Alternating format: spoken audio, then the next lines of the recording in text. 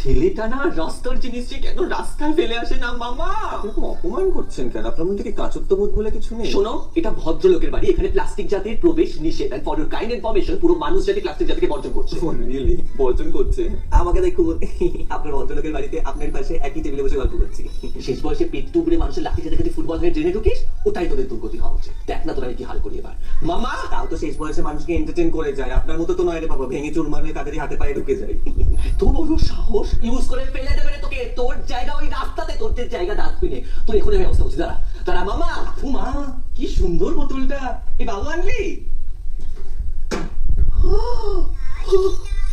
এই যে এতক্ষণ ধরে যে ভিডিওটা দেখলেন যে বাড়ির মায়েরা প্লাস্টিকের বোতলগুলো জমিয়ে জমিয়ে রাখে, এই আমার সেই মা যে হচ্ছে প্লাস্টিকের বোতলগুলো সব দেখো জমিয়ে জমিয়ে সব রাখে, শোকেসের ওপরে সব বোতলগুলো টাল করে করে রাখে। আমি বকি বলে আলমারিতে আর রাখে না, সে শোকেসের ওপরে সে রাখে। দেখে নাও ভদ্র মহিলাটাকে।